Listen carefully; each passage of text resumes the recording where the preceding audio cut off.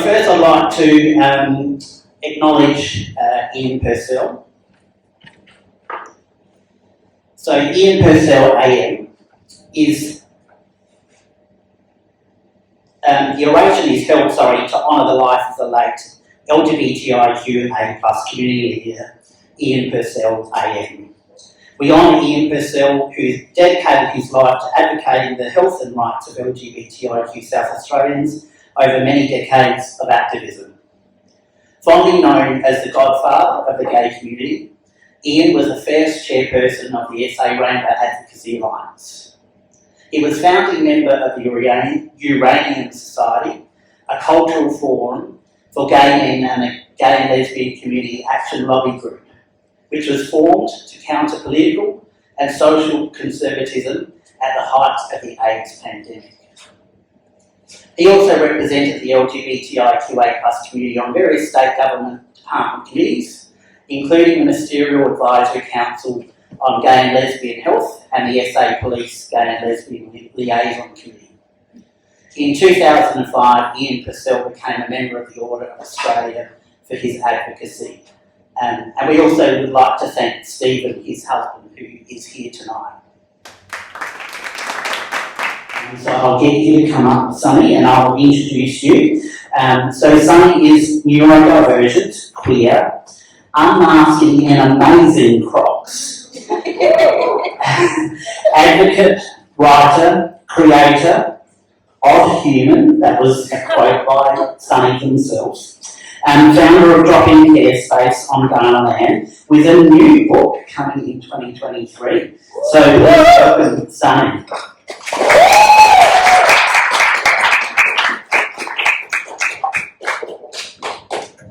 Sweet.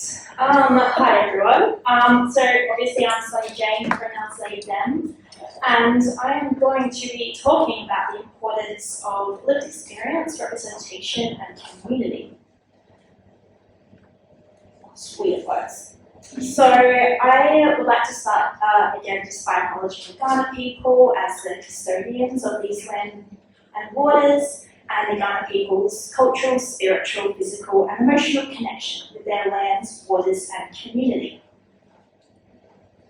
So it's probably a good idea to explain a little bit about myself. Obviously Sarah noted some of my achievements, which was super flattering. I swear they made me sound way better than I actually am. But anyway, I wanted to share a little bit about the why behind what I do. So I'm non-binary and pansexual, neurodivergent, disabled. I'm a writer, soon to be published author. I'm an advocate, influencer, former peer support specialist, but definitely a very strong advocate for peer support still. Also, as some of you may know, the founder of the Drop-In Care Space, which I'll be talking about later on. So everything I do, like everything that I write about, I educate on, I present on, everything I do is to help people feel better about themselves, to not hate themselves for who they are, whether it's being trans or neurodivergent, autistic or disabled. I post on social media, I educate professionals, I advocate at conferences, I write, all with the intention of hoping people will accept themselves and love themselves. So a little bit of context, I grew up in Adelaide and had a little bit of a rough childhood, bit of an understatement. I was diagnosed with autism and ADHD as a kid. I was bullied and rejected a lot, both by peers and my own family. I didn't really have many friends. I grew up feeling like I was broken and wrong. I ended up moving away from Adelaide to Canberra by myself when I was 20, which didn't actually help the friend situation. But anyway, that's the PG version, because this is not a therapy session. But I just wanted to explain a little bit of context for this. I grew up hating myself. I remember when I started hating myself and I was 8 years old. Imagine hating yourself at 8 years old. Imagine hating yourself at 13 years old. I mean, any age is atrocious. I didn't stop hating myself until I was about 28 years old. And the thing is, when you hate yourself, you're not kind to yourself at all. You don't reach out for help. You don't reach out for support. You don't surround yourself with people who accept you.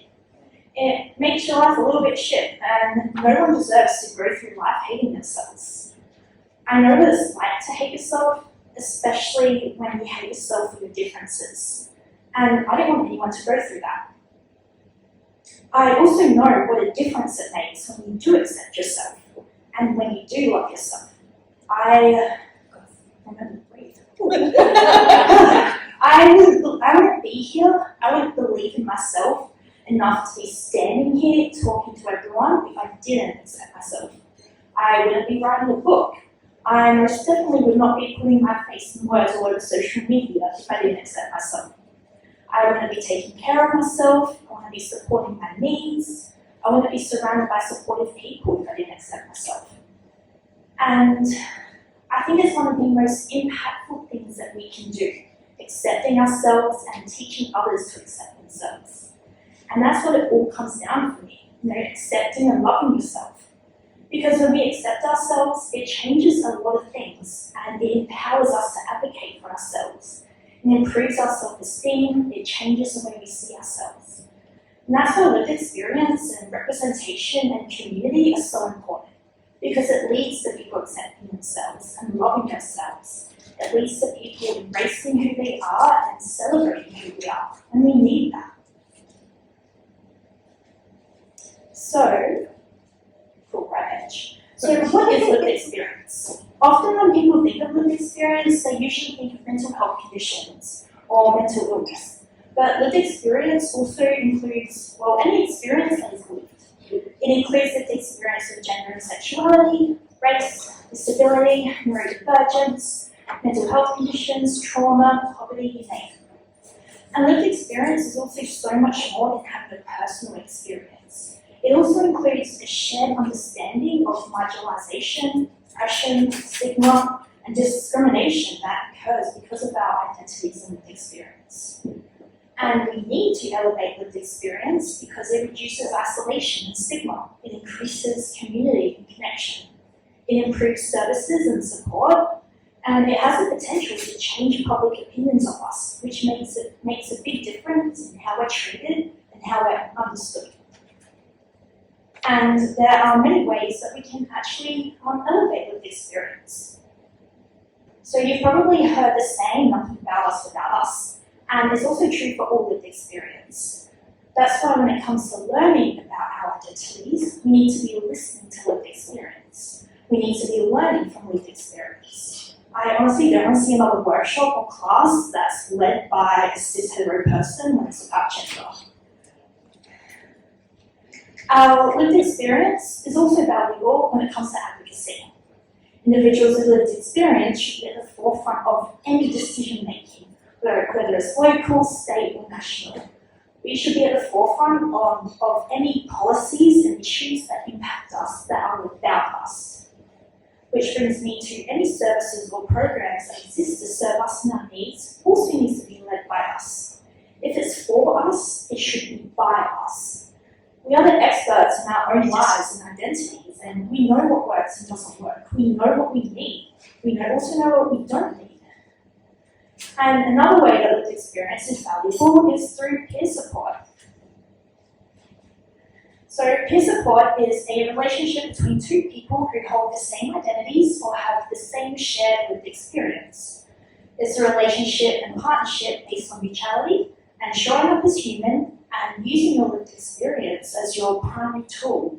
It steps away from labels like help and fixer, and peer support can be like a co-working session, a brainstorm session, a collaborative conversation, social support, emotional support, and it can also be companionship. The LGBT community already relies on informal peer support by connecting to community through events like these, through social groups, activities, and pride events. Peer support can provide a sense of safety and acceptance, belonging and inclusion and support. And we know that these activities, the acceptance and connection, goes a long way to improving our well-being and reducing the risk of distress and crises. I wouldn't be where I am today without peer support. I probably wouldn't have realised I'm non-binary if I hadn't met other trans non-binary people. I would actually kind of feel like a fraud standing here speaking to everyone if it wasn't for the peer support from other trans and non-binary people. And yes, I sought out some peer support before this event. So that brings me to representation, and representation is really, really important. When we don't have accurate representation, it reinforces heteronormative and cisnormative norms that pressure us to conform to who society expects us to be rather than who we are. A lack of representation reinforces the idea that you have to dress, act, and look a certain way to be trans, non-binary, or queer.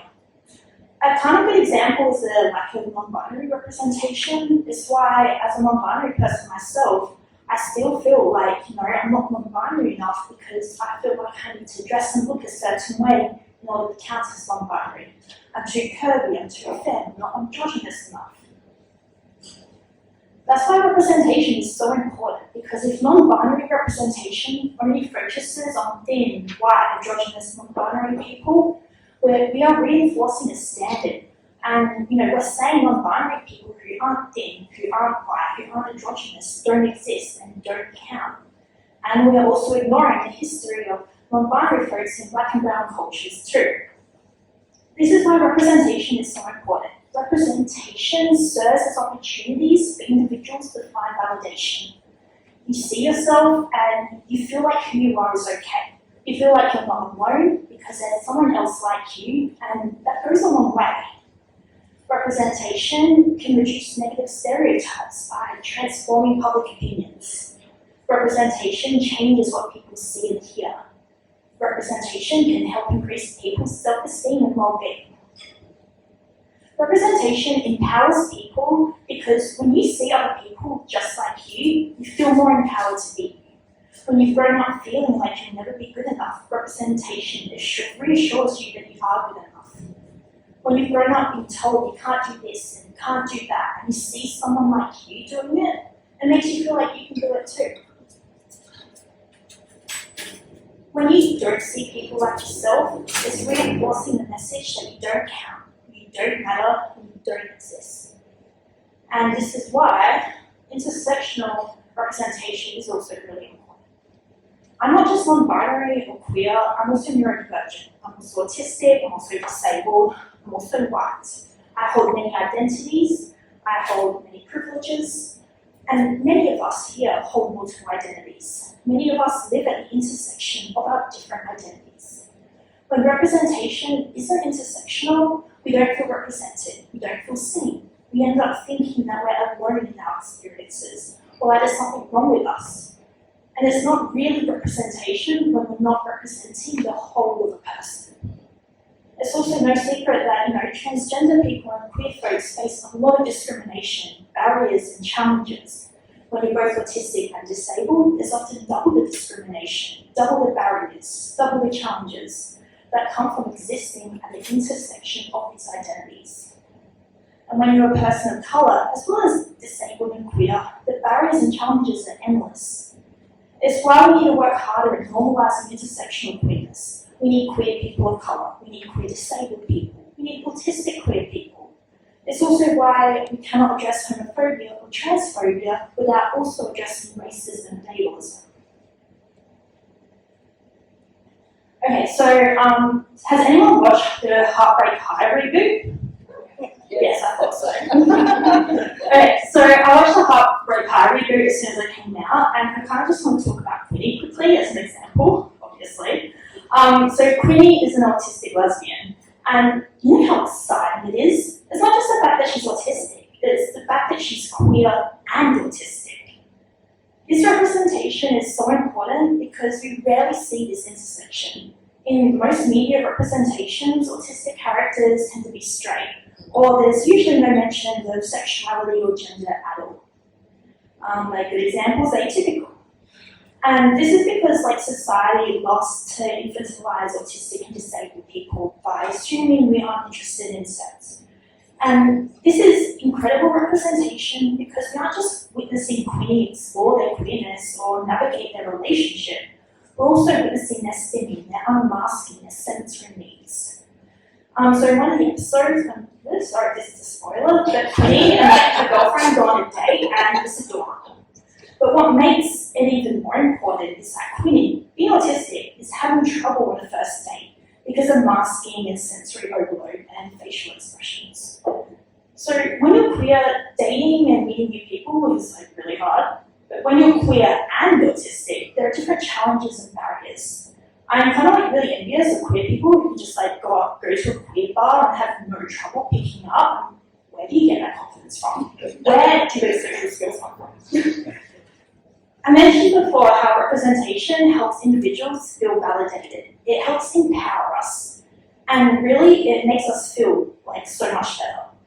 And that's exactly what Queenie did for me and every other queer autistic. I want to not feel bad about having a meltdown after a date. I want to not feel bad about having a meltdown during the day. I want to not feel bad about having to leave a Pride event early because of sensory overload. I want to attend the Pride event knowing I'll be comfortable without sensory overload. I want to not feel bad about finding dating hard because I struggle with social cues.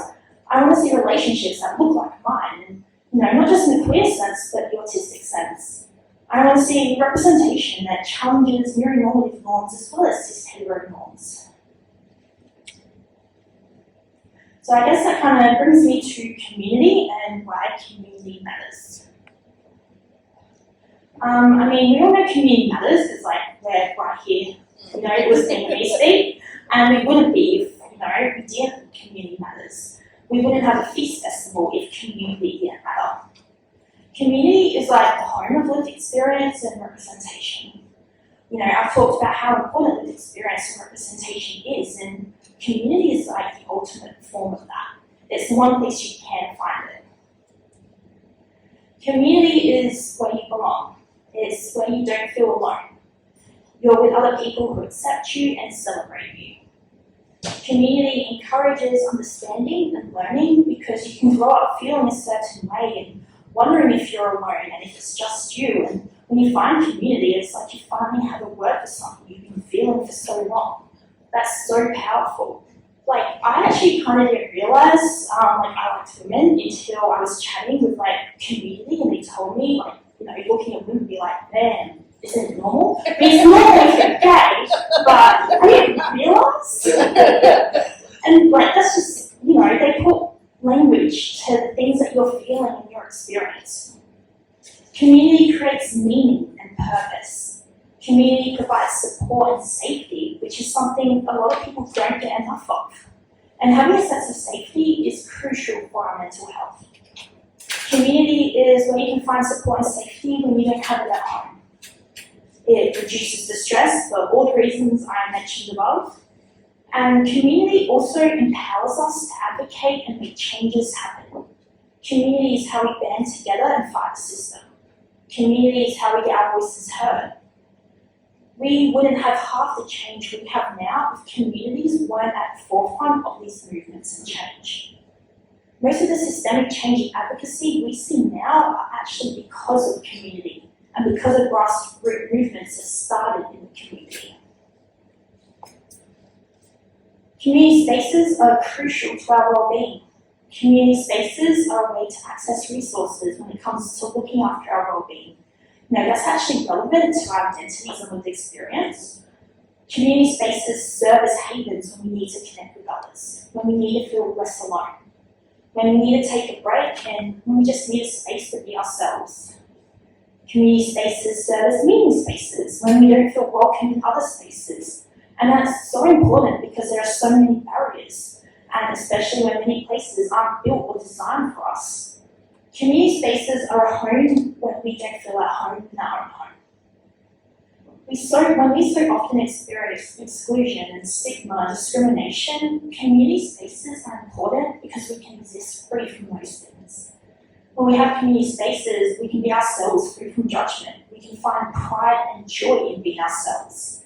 And I think that's one of the most important things when it comes to community spaces.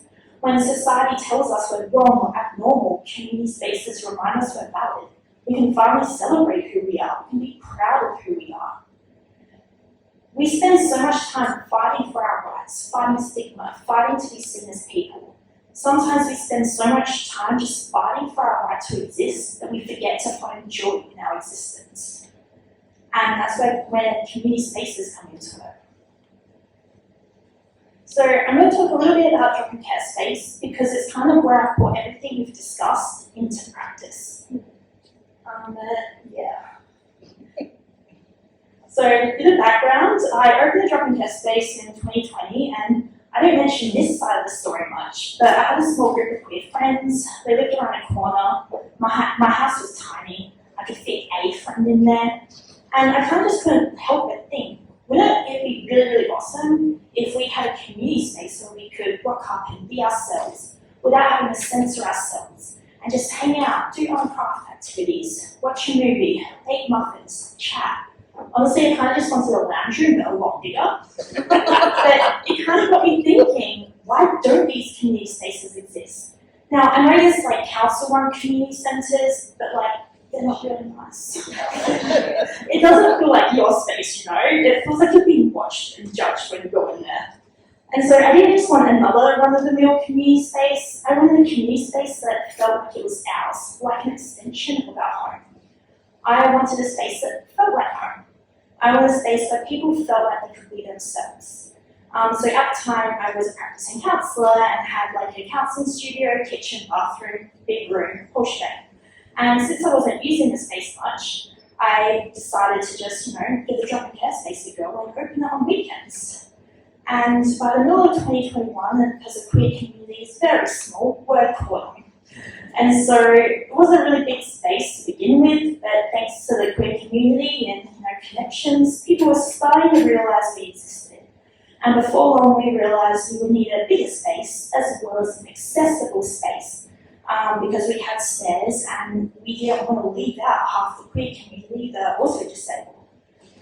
So by the end of 2021, I had registered Drop and Care Space as a charity and I managed to get a team together who were equally passionate about our community space and we became the board.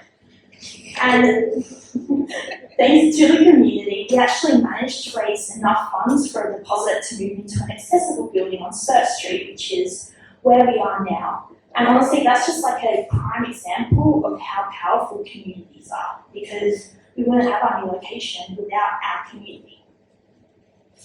So a little bit about DICS. One, the acronym was not intentional, it was purely accidental, but we're going with it, so there's nothing wrong with DICS. So we are a community space for individuals who identify as queer, gender diverse, neurodivergent, disabled, or living with mental health conditions. A lot of times we get like all five. I think one thing that is really unique about our community space is that we're for people who are over 18. We're specifically for adults. Now, don't get me wrong, community spaces for teenagers are like really, really important, but I also feel like adults need a community space too. Especially with the amount of people who have only just realised they're queer, or have spent their whole adult lives hiding who they are, or they've had really boring conservative friends. We need community spaces because we need joy too. We need friends too, and you know what? We also like board games and doing art and craft activities. Our primary mission is to improve the well-being of these communities by reducing the stress and isolation. And we do this by providing a second home where individuals can find community, explore activities and access resources. We do this by creating a space where individuals can be themselves, embrace themselves and celebrate themselves. So I mentioned earlier about how important lived experience is, and I was not kidding. It's something I'm really, really passionate about, and I wanted to make this truly lived experience. I'm not talking about a consultant, I'm not talking about a representative or just a couple of people on the board. I wanted lived experience to be the board. I think, when you're creating a community space, the community space needs to be a part of the community. And that's why the board is a part of the community. That's why the peer volunteers are a part of the community. And I think when a board is supporting a community, the board can't be like a meaningless symbol. The board needs to be serving the community. The board needs to have some kind of purpose or meaning that directly benefits the community they're serving. And that's why we have roles like the peer advocate who represents and advocates for the volunteers. We have a community builder who's responsible for building engagement and relationships with the community. We have an art and craft coordinator who organises activities for our community. And also, most importantly, we have a POC director because people of colour are often left out of the conversation. An intersection between being queer, neurodivergent, disabled, and a person of colour cannot be ignored. I mean, technically speaking, my role's the most meaningless role there is, but it's fine. Another way that we censor lived experience is through our resources, our materials, our information, our artwork. Our library of books prioritises lived experience. The art on our walls is by lived experience. We've even had people with lived experience design colouring sheets for our community space. Our activities and events are entirely lived experience focused. I don't want to be rude here, but sometimes when formal services and council-owned community centres design activities or events for us, it's kind of like you missed the memo. It's like when you're 13 and your mum tries to throw you a birthday party, but she forgot that you were 13 and, not 9 years old, so everything's Dora the Explorer. Love Dora the Explorer. But sometimes when events are designed by us, not by us, they don't feel like they're for us. We don't always feel like they belong or like they see us. So we want to throw events and activities where people gain something, whether it's understanding, skills or knowledge, and where all of that is actually relevant to who we are. As an example, during Sexual Health Week, we run a disability and sex activity by a disabled queer advocate. And we also ran a sensory play event, which was led by queer autistic individuals. It was stuff relevant to our identities and to our lived experience in more ways than one. Sometimes you just need to be around people who get it, and that's where peer support comes into it. I used to work in an inpatient mental health unit for 16 and 25-year-olds back in Perth. I was the only peer support specialist, but it was like a 15-year-old unit. I think the most important and impactful part of my job was hanging around on the floor with the other guests and just being available to them. Most of the time we played board games and then many, many games of Uno. Just treating them like a human being was all they wanted. Someone to talk to who didn't treat them like a child or like there was something wrong with them. Someone who understood them and got what they were going through. They just wanted to feel like someone was on their side. And that's kind of how I see the peer support provided by the peer volunteers here at DITS. They're the people who you can do art and craft activities with or play board games with. There's someone who you can chat to because you know they'll probably get it. There's someone who's not going to judge you. There's someone who is on your side. And peer support doesn't actually have to be super formal. It can be stuff like body doubling, where you work alongside each other doing your own thing, like homework or admin. It's just having a space to talk about stuff that you wouldn't be able to talk about if they didn't get it. It's having a space where you can stim and accommodate your sensory needs. Which brings me to representation. We don't just want individuals to feel like they are welcome, we want individuals to feel like they belong. And this community space is for them and by them. I mean, it's kind of why we have like way more colour than most community centres and their plain ass white walls. We want to feel lived in, not sterile and empty. We want, you to feel like you can come in and plop down wherever is comfortable rather than just standing there and looking around awkwardly. Though we also do a lot of that. We want individuals to feel like it's their home and like they have the autonomy and freedom to spend their time how they like, instead of feeling like they have to ask permission or answer to someone or, God forbid, feel like someone looking over your shoulder.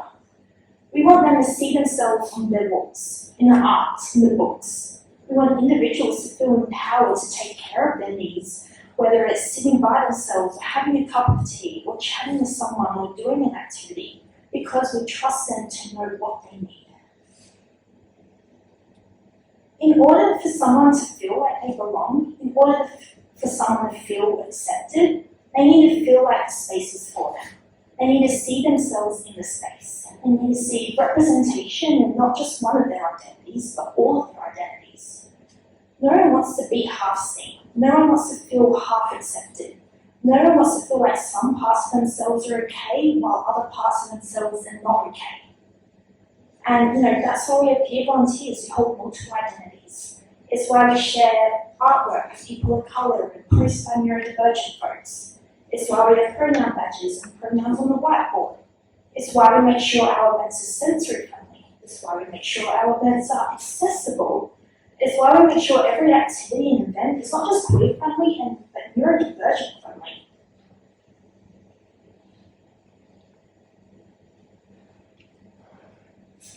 Oops. Sorry. Alright, so we need community spaces like ours because it creates opportunities where individuals can be their authentic selves and feel comfortable being their authentic selves.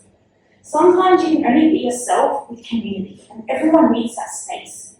When you grow up not seeing people like you, or when you grow up seeing people like you from afar, it can be comforting and relieving and empowering to be around people like you. Even just seeing someone express themselves in an authentic way can encourage you to express themselves. Even just, so I'm on Bali, right? And it wasn't until I was actually hanging out with community, like in community spaces like this, funnily enough, it was actually at this, that I realised I could explore top surgery as an option. And, having community spaces, having people around me with similar experiences made me feel like I could explore this as an option with people who understood, with people who had similar thoughts. And, that's really, really important because where else would I get that? Not Google. It's about feeling like all the parts of you are welcome. I've attended a few queer events, and even though I'm queer, it sometimes feels like I have to hold back, or I'm still kind of on the edge of the group. It's like I'm belonging but not quite belonging.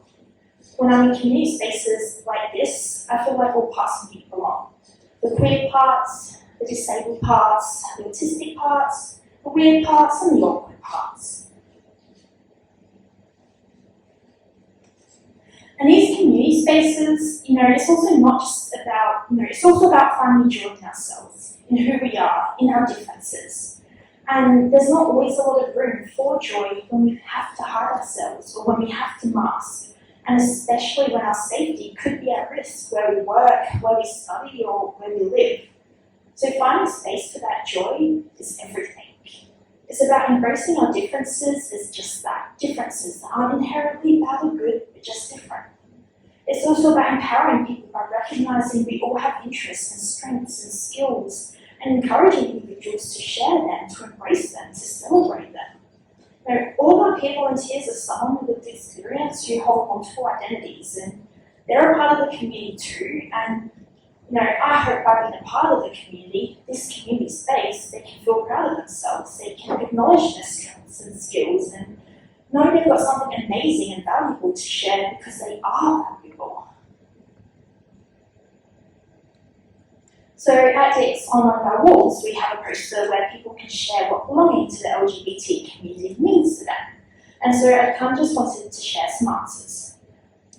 It's about people who are excited for my transition. It's about being able to be me. It's about being able to exist as my 100% true self, not 50%, not 80%, not 95%, 100%. It's about embracing and celebrating weird and different and unique lives instead of just accepting them. It's about having a community of support and caring people. It's about not feeling broken or defective, not feeling sexual attraction. It's about having words to connect to people who have similar experiences. So, I think I might have talked a little bit too fast, I'm almost at the end. But before I finish, I wanted to share something on my screen. The wisdom of mutual aid and community will change the world, not the system. And I stand by that. I stand by the importance of community, and I hope we can continue supporting our community and building community spaces and helping our communities thrive. Done. And because I'm early, I get to do a Q&A.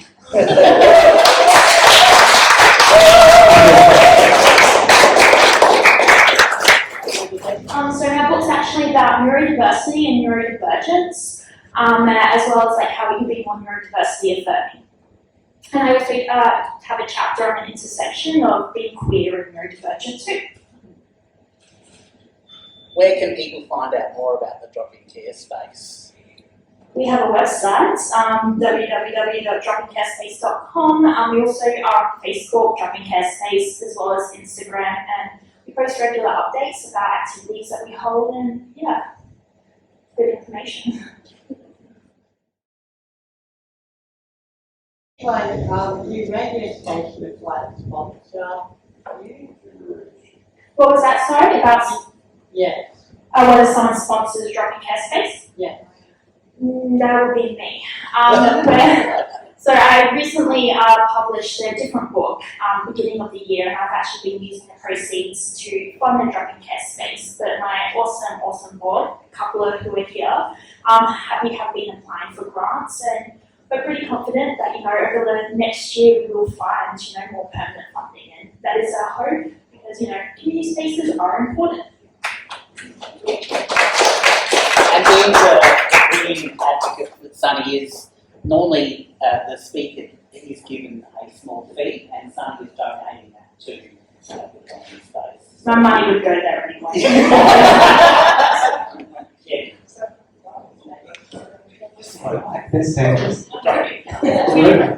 Congratulations, that's fabulous. We shot the video there earlier this year. I remember so you. the space, yes. My question was about funding, because we all know these things require funding, and you say you're funding it, and you can't fund it forever. I hope you'll know that you can come to the community for advocacy if you're putting in funding grants. We can always write a letter saying how important this is. So, I'm like so bad at reaching out for help, which is ironic. okay, we'll reach back. Let's reach back and say, we're there for something to do.